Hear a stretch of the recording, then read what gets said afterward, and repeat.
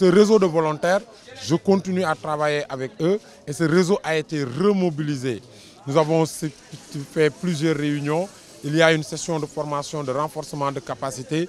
Ils seront disséminés dans les différentes zones et dans les différents quartiers.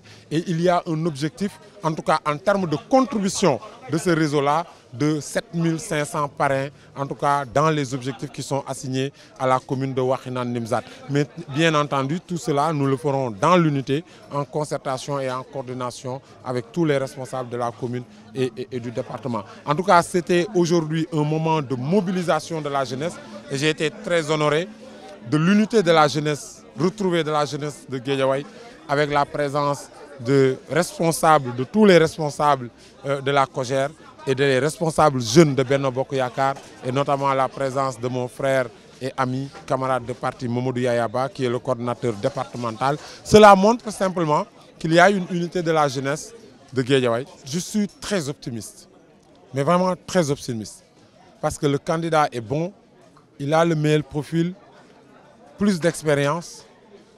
Il n'y en a pas un seul candidat objectivement qui peut aujourd'hui, sur le plan institutionnel et politique, se prévaloir du parcours de Macky Sall. Le bilan est bon, le candidat est bon et la perspective, le cap qui est tracé est bon. Et à partir de ce moment, je ne peux être qu'optimiste. Maintenant, c'est une élection. Et l'élection présidentielle, c'est la rencontre d'un homme avec son peuple. Il faut que nous descendions sur le terrain, que nous parlions au peuple, que nous expliquions le bilan et son projet pour l'avenir. Moi, je pense aujourd'hui que la victoire, elle est acquise. Simplement, travaillons pour que la victoire soit belle. Parce que la victoire doit être belle. Parce qu'il faudrait ces forces du désordre, ces forces, pour l'essentiel, hein, je ne sais même pas, comment je rappelle encore, moi c'est la plupart, hein, je dis encore, c'est des milliardaires rentiers. Il faut les envoyer définitivement à la retraite pour ouvrir une nouvelle page et de nouvelles perspectives à notre pays. Je crois que fondamentalement, dans l'unité, avec la coalition qui porte la candidature du président Macky Sall, cette coalition n'a jamais existé dans l'histoire du Sénégal. Jamais existé.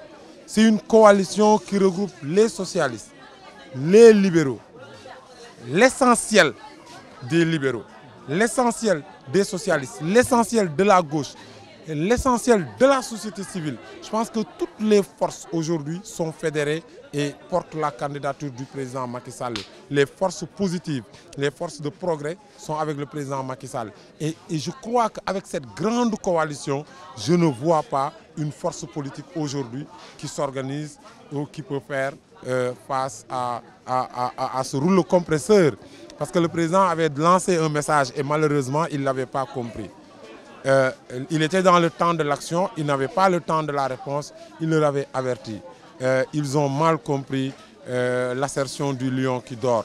Et je pense qu'aujourd'hui, le rouleau compresseur qui est en train d'être déployé montre à suffisance que le président Macky Sall, aujourd'hui, dans l'échiquier politique, n'a pas d'alter ego. Il peut y avoir des prétentions présidentielles, mais il y a peu parmi les prétendants qui peuvent faire face au président Macky Sall.